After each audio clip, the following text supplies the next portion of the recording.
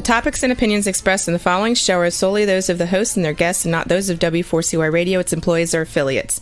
We make no recommendations or endorsements for radio show programs, services, or products mentioned on air or on our web. No liability, explicit or implied, shall be extended to W4CY Radio or its employees or affiliates.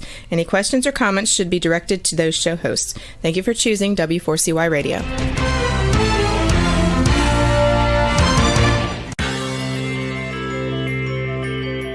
Who is January Jones? She is not a young, beautiful, talented actress on Mad Men.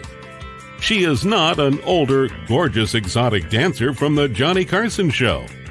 She is an author, and she wrote Thou Shalt Not Whine, the 11th Commandment, that reached #1 at Amazon.com. She is a reality TV golf personality with World High Stakes Golf televised on HDNet. She is a humorist and winologist expert. She is your featured host today on January Jones Sharing Success Stories. So sit back, relax, and get ready to laugh and listen to Ms. Jones with her eclectic roster of guests as you learn life's lessons. These stories plus sharing equals success. Welcome, and remember, beware, because you are entering the no whining world of January Jones.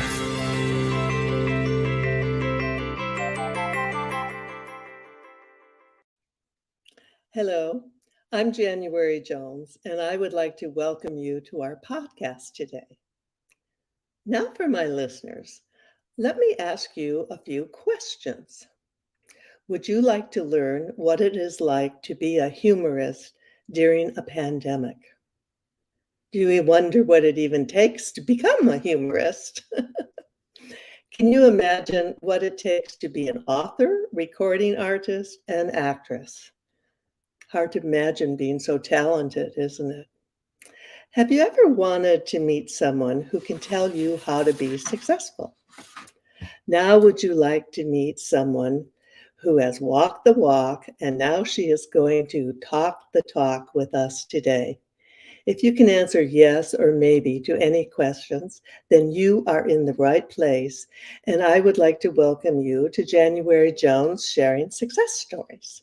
So now it's time to sit back, relax, go get some wine, get some cheese and crackers, relax as you join me in the no wine zone.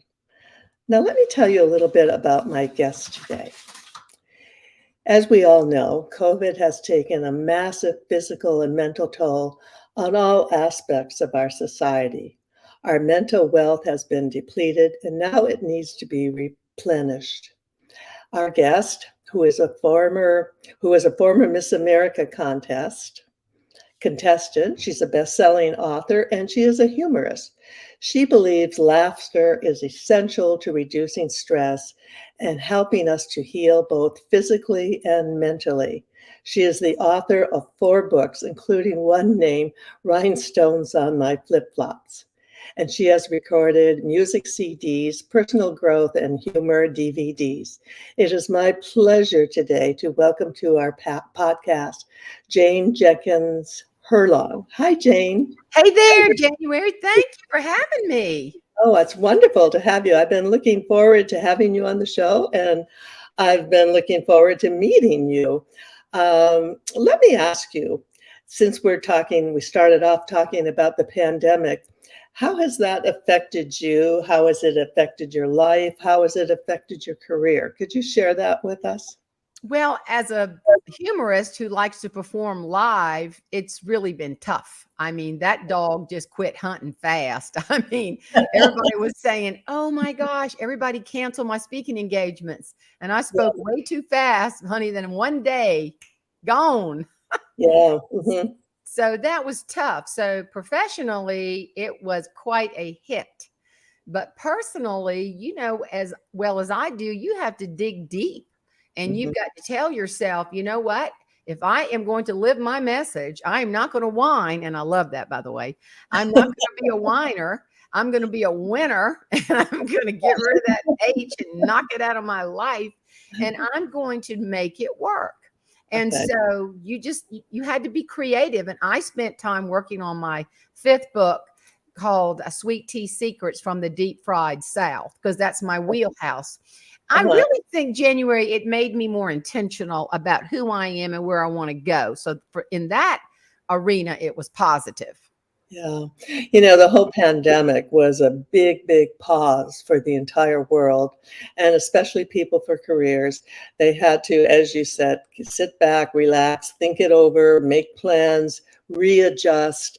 So many of us went on Zoom, FaceTime, and it was for the entire country, it was a major adjustment.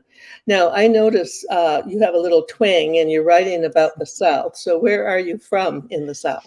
Well, originally I'm from Charleston, South Carolina, and my daddy was a tomato farmer. So I write from the Johns Island perspective in the low country, we call it.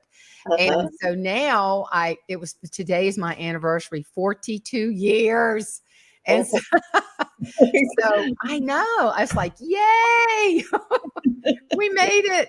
But Congratulations. yeah, so I had one date. He was my escort when I was in the Miss America system. One date, and he proposed, and I said yes. Can you believe that? And so then we were married 6 months later, and here we are 42 years later. So Wonderful. yeah, Where do a you little tiny town called Johnston. It's really small, but that's what love does. It takes you in you see, here he is. He says, "Will you marry me?" And I said, "Yes." "Where do you live?" And he said, "In between." I went, "No." In the South, we say like, hush. Now, hush means tell me more. So you're still in South Carolina. I am in this Yeah. real sweet little town, real sweet. Well, I'm looking forward to visiting there soon because we have a daughter who she and her husband are living on St. Helena Island. And Oh, yeah, yeah. yeah, we have not been there yet, but I'm looking forward to doing that. Tell us a little bit about how your success story began, where you grew up, and some of the people in your childhood, and who influenced you. I appreciate that because yeah, when my book launched, I got a call from United Talent Agency wanting to know who owned the film rights. So I got a lawyer, and we've been pecking around looking into it. And I Uh-huh, started writing a screenplay, and I was actually talking to my mentor today uh-huh. about this 3-act screenplay, which is crazy because I don't do this stuff, but Mhm, mhm. I just have the courage to do it and see, what happens. I don't know. But I write about Tootsie, and you can see her picture behind me. Everything's backwards. And she Yeah. taught me how to make biscuits, which I was an epic failure. But I write a lot about her because she was my second mama, Uh-huh. or I call her my other mother. And she came into our lives, and she is of the Gullah community, a woman of great faith. And I Mhm, know that God had a purpose in my life being mhm. in her life. So I'm writing about it from her perspective of Yeah. taking this little child who was not reared in the best of environments and making a difference in her life. So she was a great influence. Yeah. And I just believe all things are possible. And I believe in praying hard, and I believe in going with the direction that you feel led to go. And I Mhm. feel like, finding the best version of yourself. I talk a lot about that whining principle too. I love that. In my book, Rhinestones on My Flip-Flops, I talk about Naomi being barren, and I call her whiny Naomi. I said, "Don't you know she was middle-aged and going, I am pitiful. Call me bitter, Mara." And so, who wants to hang out with that? Who wants to go on beach trips with that? And that's what I tell people. I said, "Man, get rid of that thing, Yeah, and try to find positive things in your life." So that's absolutely. kind of been the theme of my life. And Tootsie was a great influence. Oh, what a wonderful person to have in your life. Could you share with us a little bit what it was like becoming a Miss America contestant? I bet that must have been a very exciting time in your life. Well, it started out to be kind of pathetic, really, because I had the biggest lips you've ever seen. I was a tomboy. I hated dresses. And I just stood up and thought I could be picked out to be in Little Miss Merry Christmas. And the little diva next to me with the stick out dress and the poodle socks and the Easter shoes got picked, and she had her teeth. And I tell everybody her mama put those pink spongy rollers in her hair the night before. And as we say in the South, her hair was jacked up to Jesus. And so the stick out dress. So I just got determined that I was gonna, and I went to the little pageant, and I saw the child walk across the stage in the stick out dress. But I just got determined that I was going to try to be what I wasn't, but wanted to become. And really, January, so many people look at Miss America and go, oh, exploitation of women. No, it teaches communication. It teaches a sense of style and grace. It teaches talent, and it teaches incredible ways to take care of your body, which is fitness, physical fitness. Now, I tell you, I rest my case. What is success principles in this country? Communication, taking care of your body, having a sense of style, and giving back. Hello, that is a good speech. I don't mind saying it myself. Well, that is a good speech. And, also I'll throw into that, there's a wonderful opportunity for scholarships that go along with all of the beauty pageants. And that is an incredible thing for young women to be able to take advantage of. Very true. I went to graduate school on my money. Right now, we're going to take advantage of hearing about my book, Thou Shalt Not Whine, the 11th Commandment. Nice. Very, very nice. Lately, there's a whining epidemic in our world. People are even whining about whining. Are you sick and tired of listening to everyone whining all the time? So was January Jones, the author of Thou Shalt Not Whine, the 11th Commandment, that reached #1 at Amazon.com.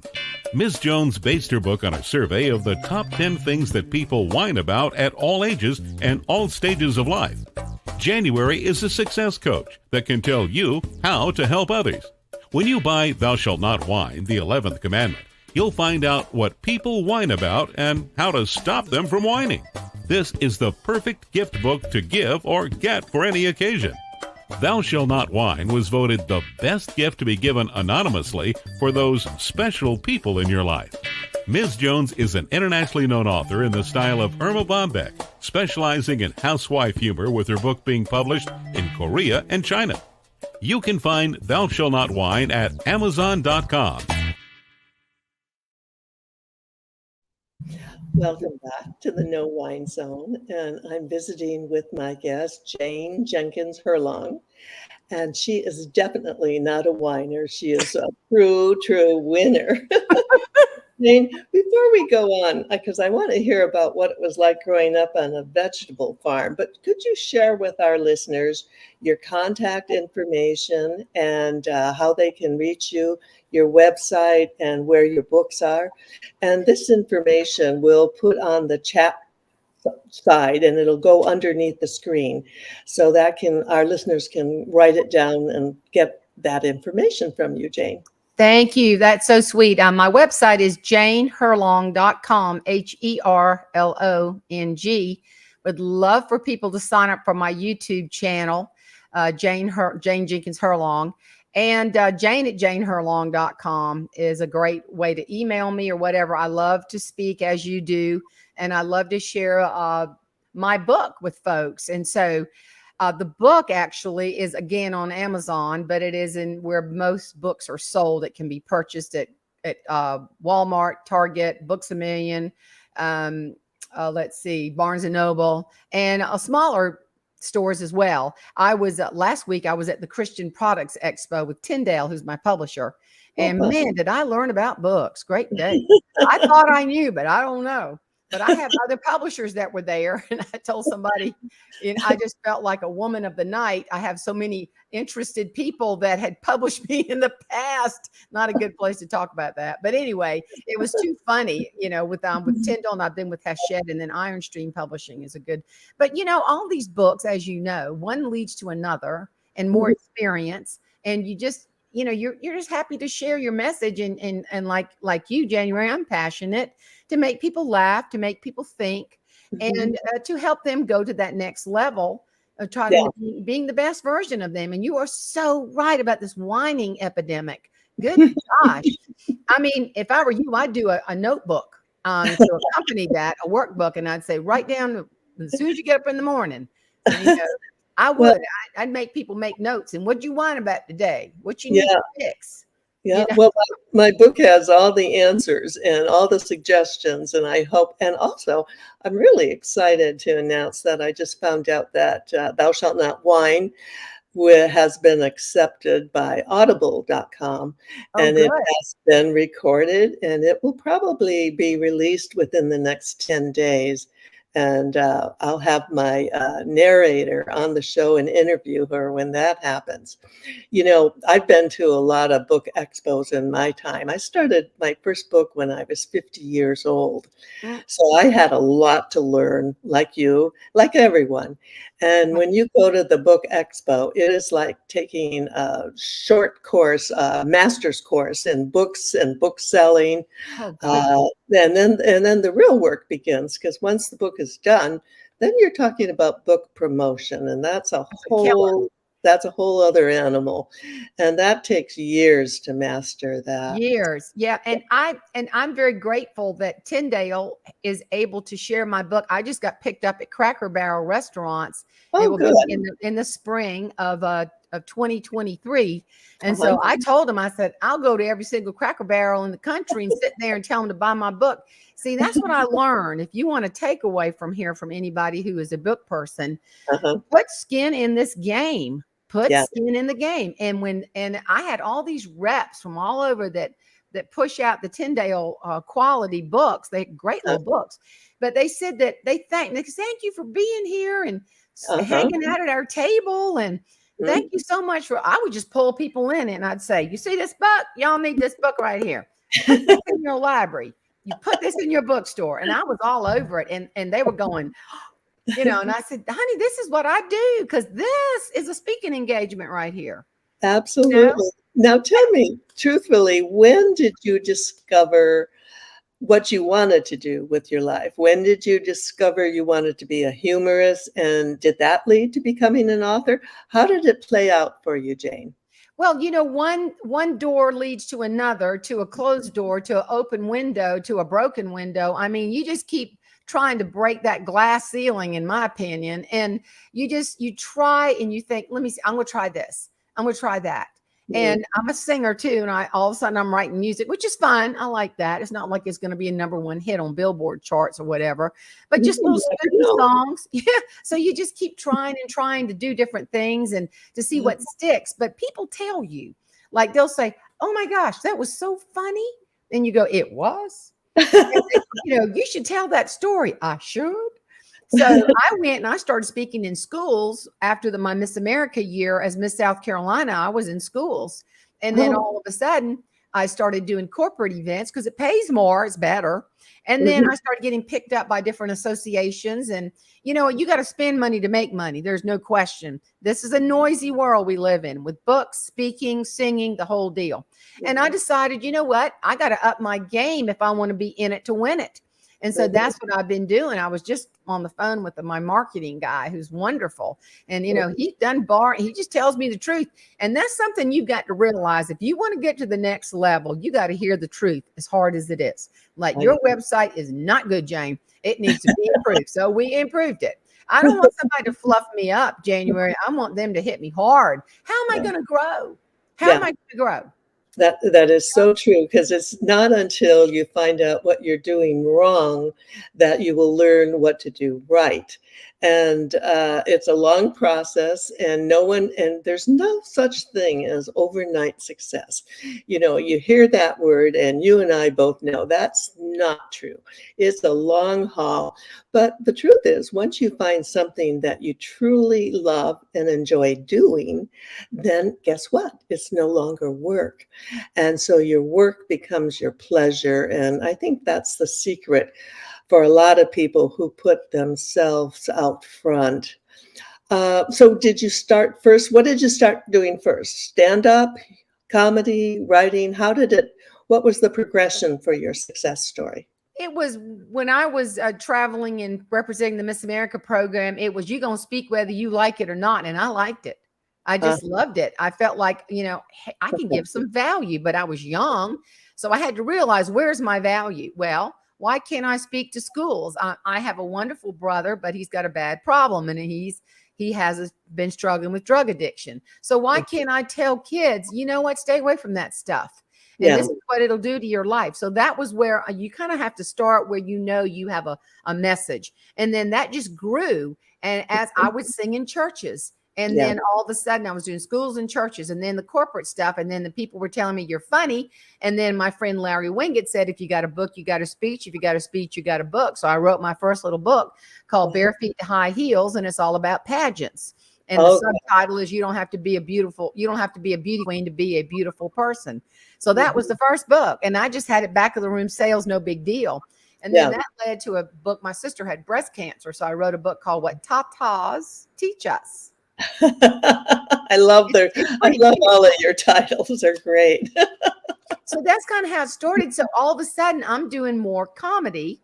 And Jeannie Robertson was a very good friend and a very wonderful individual. She's all over YouTube. She passed away sadly, but she was a great influence. And so I was just very encouraged by her encouragement. And so I just combine humor, Southern stories. I tell a lot of Southern stories with the music. And I feel like, as you do, January, I'm not giving all of me if I don't tell the story and have some takeaway. Ha, ha, ha, that was funny. Do you remember the point? Yes. It's because the stories have a takeaway. That's the difference in comedians and humorists. I'm on Sirius XM radio on their comedy channel. And I love that because there is a takeaway after every story as I continue to tell the story as a Southern humorist. So if that makes sense, that's kind of how it goes. Yeah. Well, what a wonderful platform to launch a career, being Miss South Carolina and having that. How old were you when you entered that pageant? I was 23 years old. And I was, because there is an expiration date on pageant girls. Let me just tell you. There's an expiration date on everything. So you got to ride that wave when it approaches. Sure. So I started out younger. My peer group in high school would vote me into different things, and it just gave me a little confidence. And then the scholarship, as you said, I was able to go to graduate school, and that was a huge gift. Just to because Daddy struggled farming. He was a vegetable farmer. He didn't finish the 10th grade, so I started picking tomatoes, helping him help me. Well, that's a great story, and what a wonderful beginning. Right now we're going to hear a little bit about my conspiracy theory. Who killed Kennedy? Who do you think had the motive, the money, and the means to commit the perfect crime of the last century? Oh, yeah. Let me ask you a question. Are you still wondering who killed Kennedy? Over 50 years later, the assassination is still a mystery. It is unfinished business for our country. Now, get ready for a theory that you've never heard before, but will make more sense than any other conspiracy theory that you've ever heard in the past. January Jones speaks the unspeakable in her book, Jackie, Ari, and Jack, The Tragic Love Triangle, connecting Jackie and Aristotle Onassis romantically prior to JFK's assassination. Did you know that Ari was Jackie's guest in the White House during the JFK funeral? He was the only non-family member who was invited by Jackie to stay there during the funeral. Aristotle Onassis was one of the wealthiest men in the world, with the means, the motive, and the money to order an assassination that was the perfect crime of the last century. Ari needed class, and Jackie needed cash. They were perfect for each other. Now, what is Camelot? It is but another tragic love triangle. Jackie, Ari, and Jack is available at JanuaryJones.com, Amazon.com, and audiobooks.com, read by Ms. Jones.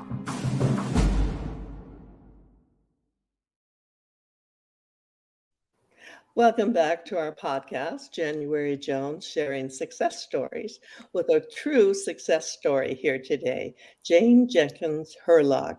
Now, Jane, what do you attribute your success to? Well, I believe in the Word of God, to be honest, and I pray, I read the scriptures, and I believe those scriptures many times, especially in Proverbs, have success principles. About so as a man thinketh in his heart, so is he. Well, what does that mean? Just like Zig Ziglar said, whether you think you can or you can't, you're going to be right. So I think there's so many good principles. The seed, the sowing of the seed. I have a speech called "Don't Throw Tomatoes at My Field of Dreams." All things that my daddy taught me about agriculture. Well, what we sow, we're going to reap. Consequences are tough, and we can't. A lot of times, we can choose correctly. As you said, you don't whine, but the consequences of whining can be pretty bad. Yeah. And so there's so many biblical principles in there that I really love. The biblical principles of the sowing and the reaping. I was perusing your biography, and there was something in it about you growing up with dyslexia. And Yeah. I think this is something that we hadn't heard about when we were growing up. And now I hear about it quite often. Could you share your experience with dyslexia and how it affected your schooling? Well, it was very difficult. Mom and daddy had the wherewithal and the wisdom to put me in the C-section, which is not a procedure to have a child. It is the bless your heart, this child's got something wrong with her. She's just not learning. And that was my problem. I think I was actually more ADD than anything. And so it was tough. And I had to learn how to learn. And there were no resources. There was no medication. I would drink coffee and that would help me get focused. I didn't know that. I was and still am. But I would have to sit in the front of the class with a tape recorder, and I would have to record every single lecture from high school to college. And I was a very poor tester. I made horrible grades on my SAT, my PSATs, and I couldn't get into college. But I just kept trying and trying to convince the guy, the admissions counselor at the small Methodist college, I can do this. He let me in, and sure enough, I was able to be on the dean's list and went on to graduate school. Wow. But I had to learn how to learn. It was very difficult because the classroom was not set up for that kind of learning. My brother is severely ADHD, and I had a cousin. You're gonna die when I tell you this. My cousin actually tied him in his seat with a jump rope. First grade. Boy, you'd be on the news, and you would be banned from teaching forever if this was in today's world. Oh, but, for sure. So, yeah. And then my brother, that's why he has a problem, because he's self-medicated because it helped him focus. And so I remember when our son was born, and he's ADHD, and I took him and he was diagnosed for sure. It's not just throwing a pill, making him hush. But one question that was asked to me, is there anyone in your family that is self-medicated? And I thought of my brother and the struggles he had. And I thought, give me the drugs to give my baby boy to help him think. And so, how did that work out? Was it It worked out fine till he got to be he's very funny and very fun, but that just sort of snuffed his personality. So he struggled. He just finished college, and he's 33. He just finished college. And, so he's, searching for employment. He's very smart, but you just got to love him and pray for him and just ask for wisdom. Not all children are going to be like my daughter, who is like really on point. And I told somebody I must have a drywall in my womb, because I got one this way and I got the other one this way. But you just have to have a balance about it. And like you said, you can't whine. Just try to find solutions. And I really prayed about it. And I really felt in my heart the Lord was saying to me, quit writing his case. You're going to lose your relationship. Now that's good info right there. Yeah, for sure. I mentioned earlier your 5 books, and I'm just so impressed with the titles for your books. The titles for your books could actually be a stand-up comedy routine. Why don't you, for our listeners, give us the titles and tell us the story behind each title? Well, the first one that I mentioned, Bare Feet to High Heels, you don't have to be a beauty queen to be a beautiful person. I just make fun of beauty pageants because there's a whole lot there. And I can do that because I'm one of them, was active in that at one time. The next one was getting a little bit older. I can see it's every stage of my life, really. Getting a little bit older, you start paying attention to your health. And my sister had breast cancer. She survived it, but I was very impressed with her attitude. But I was not impressed with the fact she quit having mammograms. Oh my gosh. Now that was not smart. So don't skip those puppies. That's very important. So that stage of my life, I experienced, preventative, having mammograms helps you understand you can nip it in the bud, nip it in the bud. That's what you want to do. And so then the next was about my mother. We were very close, and it's called Bury Me with My Pearls. And my mother told me that, bury me with my pearls. Uh-huh. And so it's about seed pearls, small decisions, dark pearls, which is the wine pearl. Uh-huh. And Right. you should be able to wear that pearl, but the pearl does not need to wear you. You Okay. know, when you Yes. go through dark times, you should say, yay, look at my dark pearl. I'm going to wear this. Everybody should have a dark pearl. And then the irregular pearls are the things that happen that we have to find the comedy and the humor. And Yeah. so that's kind of how I came up with that. And then that really introduced me to the world of books. And I got very interested. Then Hachette picked me up with Rhinestones on My Flip-Flops, which is actually, ironically, it is a Bible study. And a lot of people, I'm trying to fix my hair. It's driving me crazy. You look fine. Backwards. I'm all backwards. There you go. So, so Rhinestones on My Flip-Flops, I take biblical women in their flip-flops. And how can we learn to sparkle and shine like deceived Eve? What young woman doesn't think everybody else is better than me on Facebook and Instagram? So I think I need to be stupid and go out and have drinks with the guys after work because they make dumb decisions like Eve. She left her paradise. Yes. And she didn't see her paradise until she was out of it. So that was that book. And then this one, I started seeing all the people moving into our area, and we need to hold on to some of our traditions. And it just really, everybody has their story about loving their family, traditions, and things. So I write about it from that perspective, and it's very funny. It got so funny. And so that's what I love to do is the humor. Yeah, I know what you mean because I really enjoyed writing Thou Shalt Not Whine because it was an opportunity to explore humor about so many stages of life because our book covers every stage of life and every whine there is. Yes. What kind of a writer are you? I'm curious. Do you write at night? Do you get up in the morning? Or how do you produce a book? Well, I think you look at what other people are doing, but you don't copy, you emulate. So I heard a book on tape by a woman named Susanna Lewis who wrote Whoa, Susanna. And I thought it was so smart. And I thought, wait a minute, I can do that from my perspective in the low country of South Carolina as a Charlestonian. And I write about the little snooty patooties, the little snobby chicks. Nobody likes them. And then, so that's big deal with Charleston, kind of the snobs. And so I started thinking about what else, so I write about Southern churches and how the cover dish is like, oh, you've got to get your food on the main table or they'll put you in the back, And so so I write about funny stuff and why Aunt Benny had a dead chicken on her ceiling. And my favorite, you'll love this. My favorite, I'm so glad they left it in because this is Christian publishing, is when your ovaries go south. And it's about me going to my gynecologist, and he said, you have a growth in your ovary. We don't know what it is. I said, well, I do. And he said, you do? I said, yes, I do. He said, what is it? I said, a testicle. I have grown a testicle. And if you get in there and say, oh, look, it's a testicle, you put it right back because I'm proud of that thing. In other words, I had to grow up. I had to grow up and get tough and not be mean tough, but I had to learn to handle things, not to whine. It all goes back to what you're saying. Yeah, for sure. For sure. Yeah. Now, do you have a special place in the house where you write? Do you need to be in solitude or, and I was also curious, are you a morning, nighttime writer? When do you write? I like mornings. That's when my brain is churning. And then at late night, it's like at 2:00, I go, all right, give me some caffeine. So here I got my, so, but I like to write. How about you? When do you write?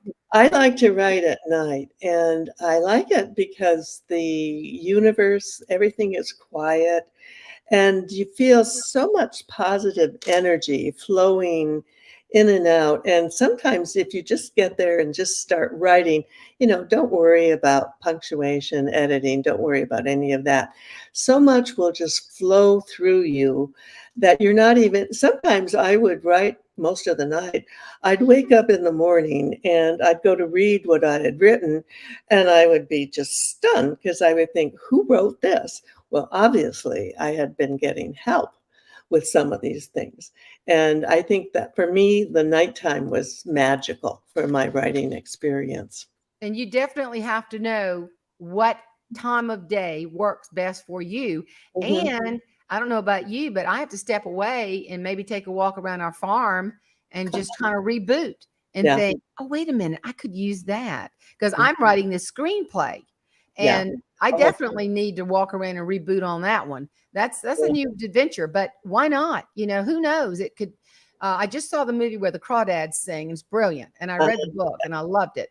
And so any of that culture, Southern culture, people are fascinated with. And I'm going into the Gullah culture, which is very fascinating. And so, you just kind of write from your place and as experiences unfold. And I'm like, I don't know about you, but I make notes like, oh, that would be a good story on my phone. And then, I pull it back up and I write a lot. See, if good writers write, good speakers speak, good singers sing.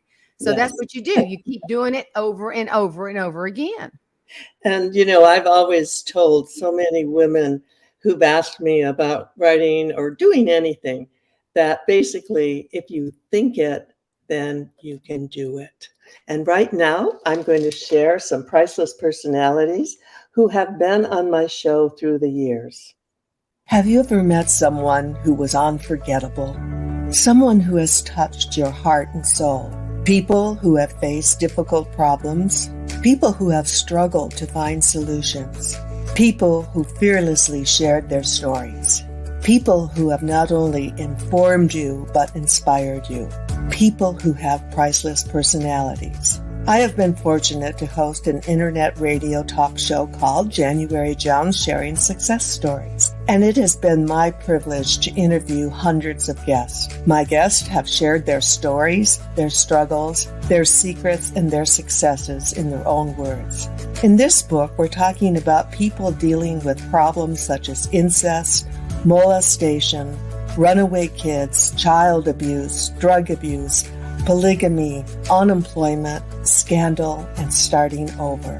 Then there are my guests dealing with difficult physical struggles such as blindness, cancer, and birth defects that are beyond traumatic. My guests have all been exciting, eclectic, and energizing. They have amazed, amused, and even astonished me. I have adored getting to meet them, and I adore sharing them with you. Attention all listeners. Priceless Personalities, Success Stories Shared by January Jones, Volume 2 is now available at Amazon.com in paperback and Kindle editions. You'll be able to meet 10 amazing people who will be sharing their own personal stories with all their struggles, successes, and solutions, sprinkled with lots of humor and hope. Priceless Personalities features a teenager who becomes one of the famous Supremes from Motown, a nurse who as a humorist helps people to heal, an inspiring laughter yoga instructor, a mother dealing with the loss of a child, an incredible motivational speaker, a woman who married 5 times, a gifted paranormal nurse, a wise economist, a funny female humorist, along with an older man sharing his sweet childhood in the Deep South. January's guests are all amazing and amusing. You will never forget meeting them. Go to Amazon.com for your own priceless experience. Hey, is Karen Buxman on there? Yes. Yeah, I love her. She's a sweetheart. Oh, she's the best. Yeah. Oh, we're good friends. I just had her on the show, so you'll have to go to the YouTube channel. Oh. She was awesome. I love her. I do too. It was so great she's always been on my shows through the years, but it was fun to get her on the TV podcast finally. She's so cute. Yeah. Yeah. My listeners, we're here visiting with Jane Jenkins Herlong, who is truly another priceless personality. And when I do another book, Jane, I'll try to find a chapter where I can put you in. I want to hear, how did you meet your husband? Because you mentioned that earlier in the show. Oh my gosh. You're not going to believe this. I'm telling you. So I was asked to get judges for the Miss Charleston pageant. I was Miss Charleston. Okay. So I heard about this guy that was a farmer that lived in the upper part of the state, blah, blah. So I called him and I didn't realize how left brain the man was. And I just said, what have you been doing? Because I was beauty queen. I had to be very serious. And he said, and I quote, artificially inseminating my beef cattle. Okay. That's special. How weird is that? That's And a so, great opening line. and there's nothing you can say after that. Like, oh, great. What do you do afterwards? Smoke a cigarette? I probably shouldn't have said that. But I mean, you go, what? And so then when I was Miss South Carolina after Miss America, and Uh-huh. my business manager called me and said, Thomas Herlong said that you could sit by him. And I said, did you tell him I'm in a relationship? And I was dating a guy who was an astronaut. He was amazing. And Oh, she said, well, he's in a relationship too. And I said, yeah, with his cows, right?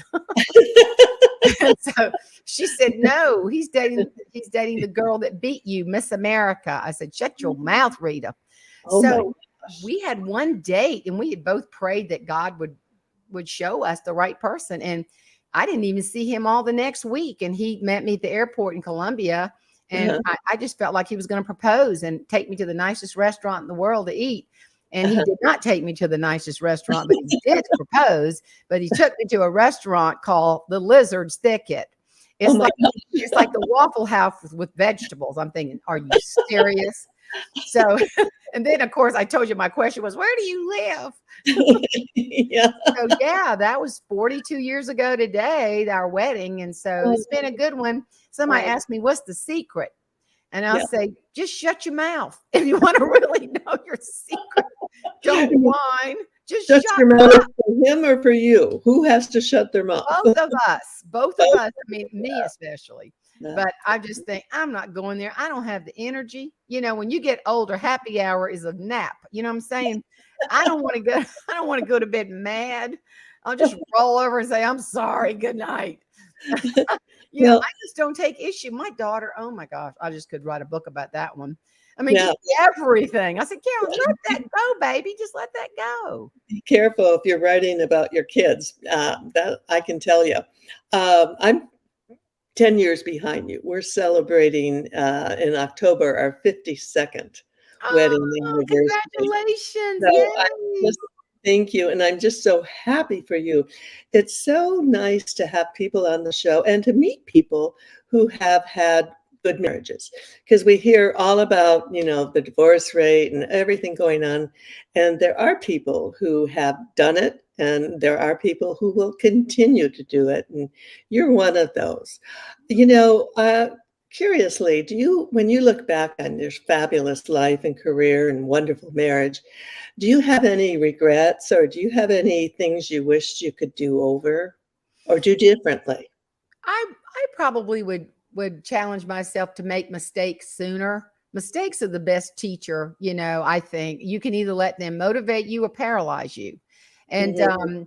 so I would probably have done a little bit different in my career. And you know, it hasn't all been easy peasy too. I No. met a 92-year-old woman in Arkansas. I was on a speaking engagement, and I said, "What's the secret?" She said, "My favorite scripture." I said, "What's that?" She said, "And it came to pass." She said, "Things will happen and things will pass." And that Yes, is very wise. yes, So I think how you handle yourself during times like the Bible says we see dimly, but one day we will see in full what we see in part. And mhm, so we had some big time yep, family issues. It's in my book about Bury Me With My Pearls. I don't make it sad, but I do touch on it. But mhm. handling those trials and tribulations are extremely important for your mental health and mental wealth, as you mentioned. There's a good analogy there. Now, when you think about your life, who do you admire most and who is your hero that you look up to in life? It's funny you mentioned that. I have several heroes. I have both male heroes. I have friends of mine. Probably my favorite person is Nito Kubain. He's a gentleman. He's the president of High Point University. What a story. And Mhm, we just left our speaker conference, and I did not get to chat with this individual, but her name is Maggie Cook. She is amazing. She was born in an orphanage in Mexico, and she mhm, has turned her whole life around. She made salsa. She's very wealthy, but she gives back to the orphanages and gets kids out of sex trafficking. And she's just an amazing, I just happened to meet her mhm. boarding a plane. And she Yeah. told me she was homeless, and I felt sorry for her. And she boarded first class, and I was in the back by the bathroom. So, Uh-huh. so that's been a real jewel. And I'm in the Speaker Hall of Fame with my peers. Every one of them I'm just all with. I just go, I can't believe you can do all that. Brilliant minds that are writers and speakers and trainers and humorists. And so I am so fortunate to be in that group, to surround myself with excellence. So I admire all of them. I kind of cherry pick my heroes. Okay. Now, we don't have much time, but if you could have dinner with anyone living or dead besides me, who would you choose? Lucille Ball. Oh, wow. Yeah. That's a good one. Yeah, I loved her. I would watch her. Tootsie and I would watch every day at 10 o'clock. And I would love to sit down with her. Her comedy was cutting edge. First one to do really a sitcom. Yeah. Brilliant mind and incredible humor. That's who I'd want to talk with. Oh, yeah. She was magnificent redhead. And we all grew up loving her. I can remember when basically the whole world stopped when she gave birth to her baby on TV, which was a monumental thing because it had never been done. And she and Desi had to sleep in twin beds. So you wonder where that baby came from. Yeah. I mean, Monday Night Shopping was a brand new thing in Chicago, and they shut it down because Monday nights, everybody was watching I Love Lucy. Oh, yeah, that's what we all did. It was a wonderful time. Well, Jane, I want to thank you so much for coming on my podcast. It's been a joy to get to meet you and wonderful to be able to share you with our listenings. I'm honored. Thank you so much. Oh, you're welcome, dear. Now, my dear listeners, I hope you've enjoyed our time together. We have tried to be informative, and Jane has been very inspiring today. And she's given us so many tips on how to be successful and shared so much of her life with us. My upcoming guests will all be eclectic, exciting, and energizing, just like Jane. Next Tuesday, live at 2 p.m. Eastern Time, Shauna Bronner will be visiting with us, and she will be visiting from Germany. So we're going to have a little time change there, but I can't wait to hear from her. Be sure to sign on to my website, januaryjones.com, and all of my books and audios are available at Amazon. Now, my 79, I've turned 79 since my last show. My 78-year-old thought for the day. My 79-year-old thought is being a senior is mostly learning how to Google and then mostly calling your grandkids so they can help you. So for now, I would like to thank you for entering the No Whine Zone, and please share our stories with our show and with everyone you know. And remember, you have to stop whining and you need to start smiling. And if that doesn't work, then you can start eating chocolate. Lots and lots of chocolate. Now, everyone, take care and stay safe until we meet again.